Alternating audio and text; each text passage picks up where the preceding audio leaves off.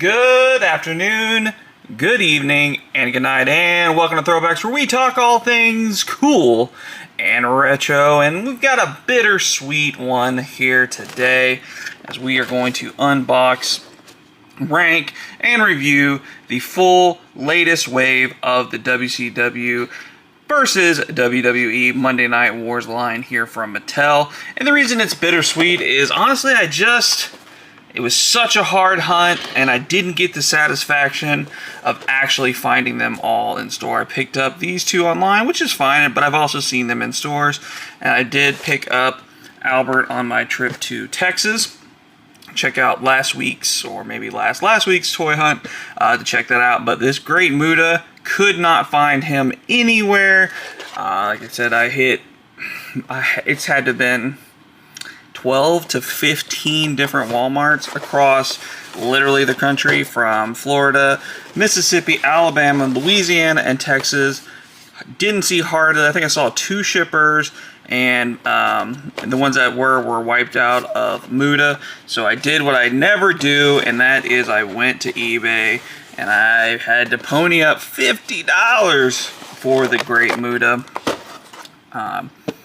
Yeah. Just a bummer. You know, if it would have been any other character, or if I didn't need the Build-A-Figure piece, probably would have passed. You know, if it would have been Albert and I didn't care about the big Build-A-Figure, easily would have passed. But yeah, here we are. So kind of a bummer. Don't really get the satisfaction of winning that hunt, or, you know, just getting them in the mail, you know, as a normal, just picking it up and buying it, no problem. But yeah, here we are, and that's just kind of the price we pay. We got to do a better job, Walmart. We got to do a better job, Mattel, of getting these. These are some of the most wanted action figures going right now, especially in the wrestling space. And you guys are absolutely dropping the ball. Not that anybody cares, but hey, that's how we go. And how we go here is we're going to unbox all these offline, review them, rank them, and talk about them. So let's go ahead and get into the Monday Night Wars wave. I don't know, what is this, 6 maybe, 7? Either way, we're gonna get into them. Let's go. All right, let's get into it, starting with the WWE side of things. We'll start off with Albert and his Build-A-Figure piece, which is Ted DiBiase's torso. Unique shirt and jacket open here. Do we have? Yeah, we do have articulation. Little hole there. You know, obviously it's a Build-A-Figure. There you go. So, looking forward to building that trillionaire, billionaire Ted DiBiase for sure. Let's go ahead and get in to Mr. How the heck is his name? Albert, Prince Albert, however you want to go with it. Let's see here, and let's go ahead and check out the face. Definitely would know that is Albert. I can honestly say that I think, oh, that's that Prince Albert guy. There on the face, definitely looks like him for sure. I kind of know him. I think I honestly kind of know him more as Tensai than anything. But super hairy chest, just Pierce written there on the chest. Again, plenty of chest hair going on. Chest hair on the back. This little action going on there. Apparently these two, this was a team up. There's more tats coming out the side. There's your little Tensai action. Future look going on there. But yeah, I mean, apparently he teamed up with Big Boss Man. Kind of started the Rock and Sock connection.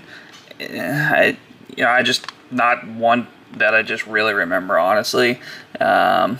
Probably was kind of more towards the end of my really hardcore watching days as a child when this popped up. So, you know, I do have some little paint rub here, little paint there, which, you know, not the biggest deal in the world for me. This is going to be a backer all day long. And my Attitude Era shelf just going to go right to the back. So it is what it is. You got to get it to get the Build-A-Figure. So here we are. I can already tell you right now, unless the DiBiase completely falls apart or any of these other figures completely fall apart, definitely going to be number 5 on my list. But, you know, it's a solid figure, just not a character that I really care about too awful much. That's for sure. And a character I do care a lot about here is going to be Jerry the King Lawler. But before we get there, let's go ahead Check out the Build-A-Figure arm pieces here. Pretty straightforward. It does come with 2 C grips and 2 open hands for the Build-A-Figure pieces there. And then on Jerry, we do of course have his crown.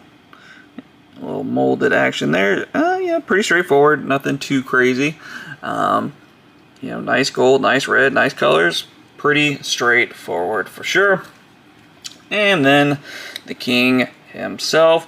Pretty good on the face, I gotta say. I think that's pretty good. Obviously, the hat kind of makes the man there. There you go. Now you know without a doubt who that is.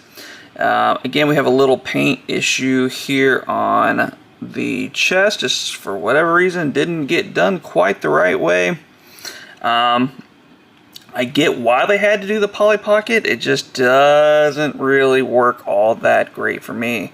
I don't know. It's just, I mean, that doesn't look great.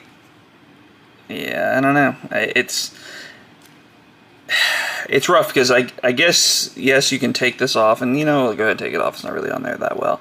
I guess you can take it off and have him chilling like that, and have him actually be Wrestler King.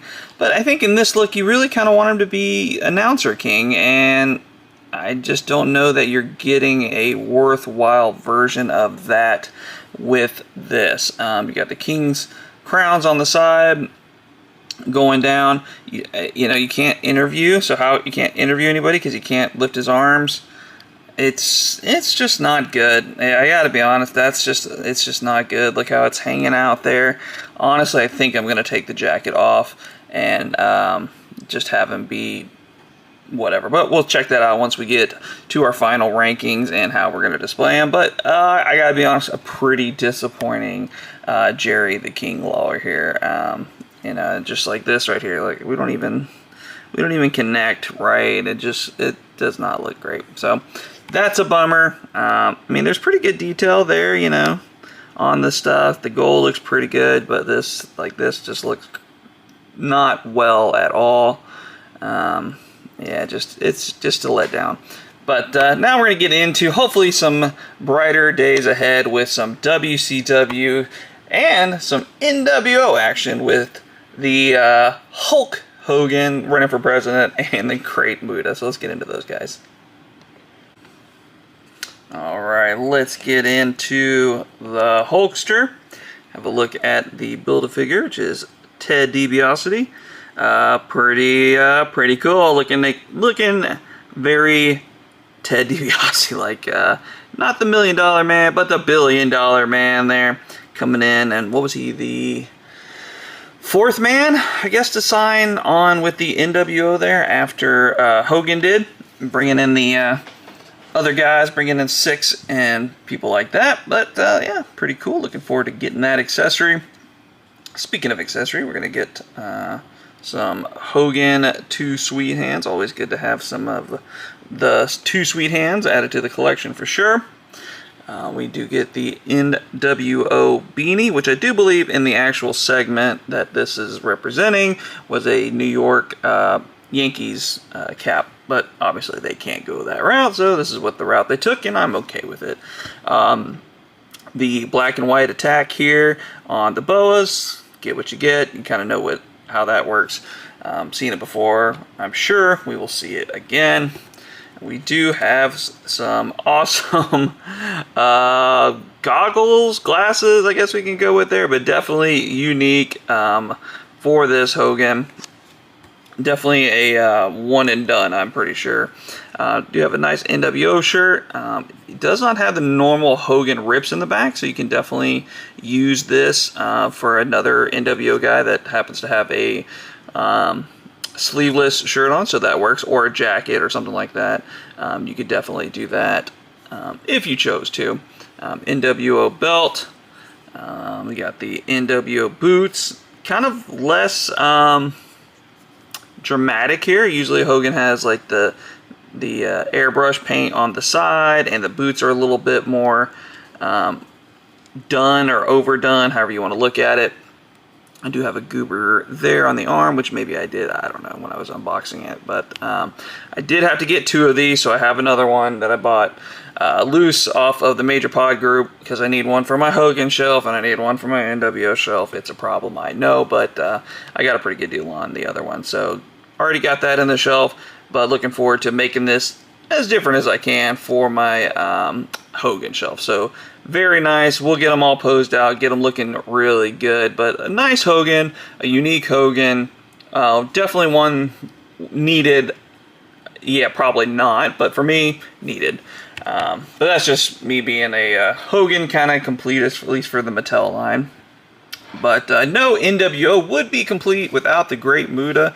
So let's get into him. But first, of course, we got to look at the Ted DiBiase Build-A-Figure legs here, and you know their legs pretty straightforward on what you're getting there.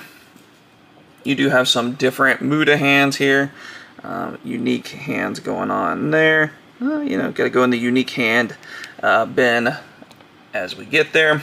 But here we are. We got to get this Muta face. Look at that Muta face. Now that is a face. Blue tongue. New World Order. This is also the Chase figures, and the Chase, I want to say it's like a early 90s, late 80s Muta, where he's wearing black. I want to say it maybe even depicting like an old Clash of Champions match, something like that. I could be totally wrong. That's just a guess. I just remember something along those lines of seeing him looking like that. But regular NWO shirt, a little baggy on him. But it is one of the connecting shirts there. So if you don't want him in the NWO shirt, you can always just have an extra NWO shirt, and that's how that works. Little writing there on the side. I'm guessing that is symbols. Yeah, it looks like symbols. Okay, just kind of mushes together there. So not the greatest work there. And then you do have some more artwork here on the side of his pants. More artwork here on the wrist tape. Looks really nice. And again on the wrist tape. Anything on the butt or anything like that? Nope, just a very weird continuation / overspray here on the butt for the lightning bolt. I'm not sure that was supposed to be there, but not a big deal. It's on the butt, it's on the back, not a big deal. But really nice hair sculpt. Again, the tongue, it's very toyetic. A needed, a must-have for sure for the NWO shelf. Really happy to have this. Super stoked to have this, honestly. But let's go ahead, build Ted DiBiase, get the rest of the guys up here, get them all ranked out, and give our final thoughts on the latest wave of the Monday Night Wars collection. Alright, here we go. Gotta admit, not a really good wave. Building this Build-A-Figure, it's really not good, so kind of bummed, especially when you spent this much money on the wave. But hey, all right, let's get to it. Let's get to it.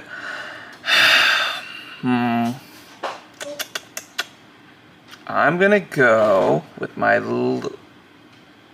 it's gonna have to be the Build-A-Figure Ted DiBiase.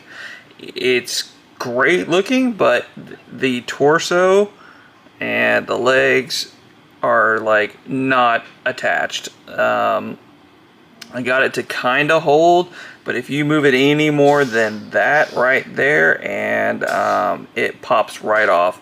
So if you really can't have a figure, can it really be that good of a figure?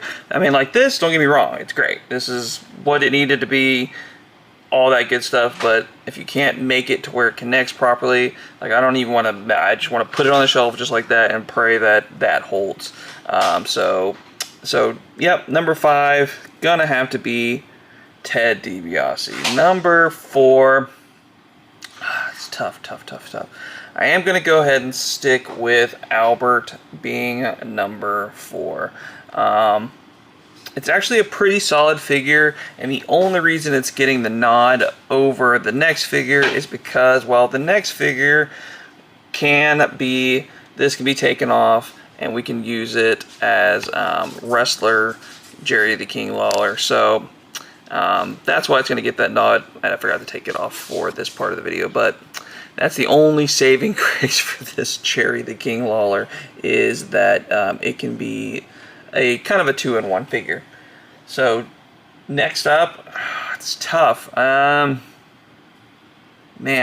this is kind of 1 and 1A, but because we have so many, I am going to put Hogan at number 2.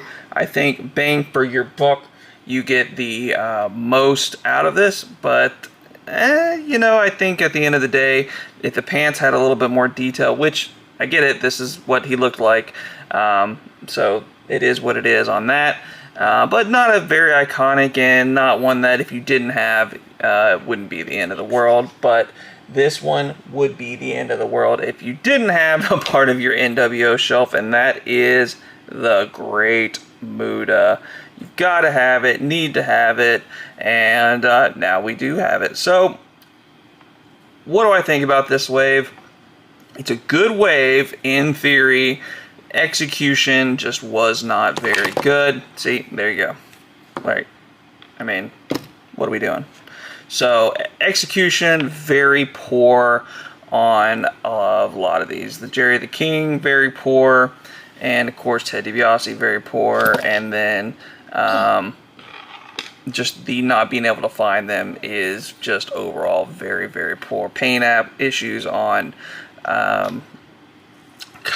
Again, Albert, just not great. So, I gotta say, a very disappointing overall line. We do have the DiBiase, which I'm thankful for, but it's not good. It's not a working figure, so that's a bummer.